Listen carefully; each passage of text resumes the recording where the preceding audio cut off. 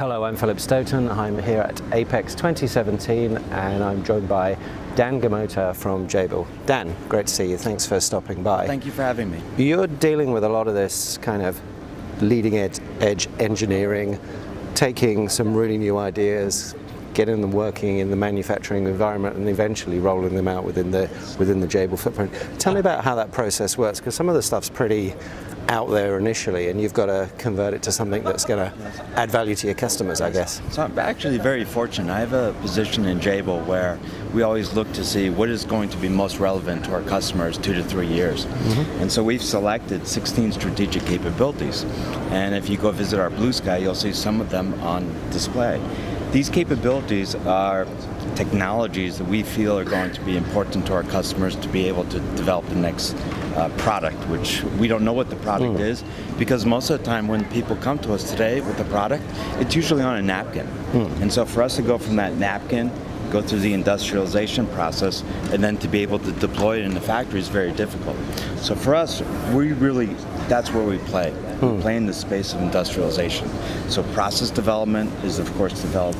There's the design, materials, process, and then test. And so that's really where we play.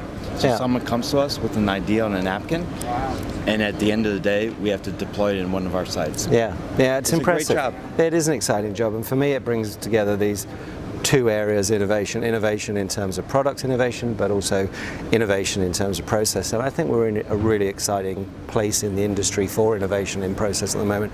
Manufacturing excellence seems to have become exciting and sexy again.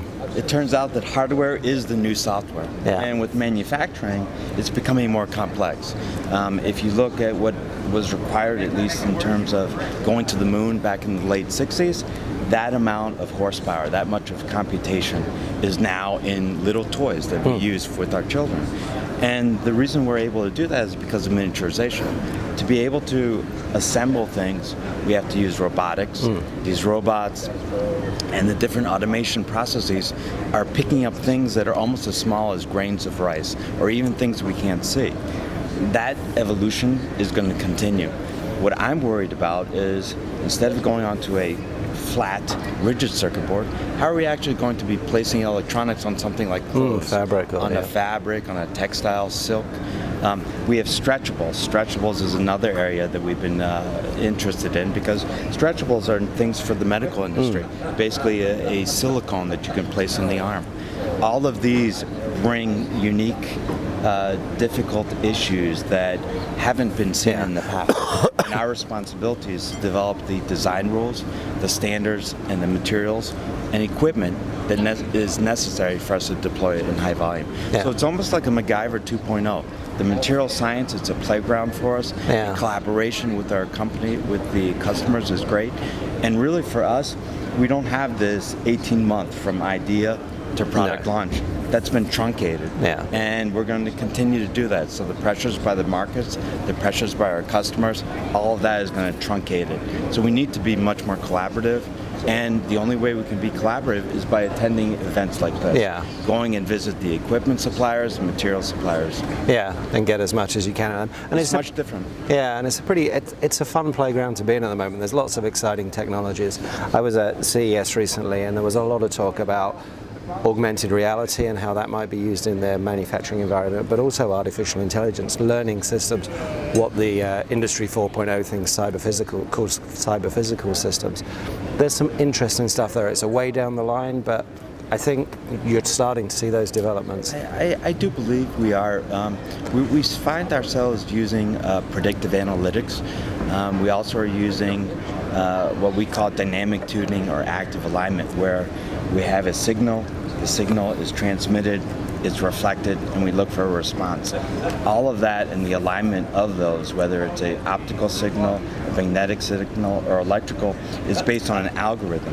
If we could predict and actually achieve the optimal solution using AI, we would actually be able to pull the cost out of that. So AI has many applications in the manufacturing world, and most of it is because it drives down cost, it increases productivity, and reduces cycle time.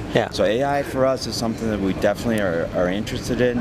We would like to see AI go away from this gaming industry, but it's matured in the gaming industry, and now we need to take AI from gaming industry and apply it into the manufacturing environment. Yeah. We're excited. Yeah, and I think it's exciting where you see it collaborating with it's where it becomes that bridge between automation and the human activity, Yes. the engineer activity, because they can enhance each other, they can learn from each other, and we are the best example of this very flexible, very intelligent, very creative, responsive device, and teaching machines to do that is exciting. And again, we're a very strategic company in terms of our investments, so we don't necessarily have many subject matter experts, but we've been starting to do much more collaboration.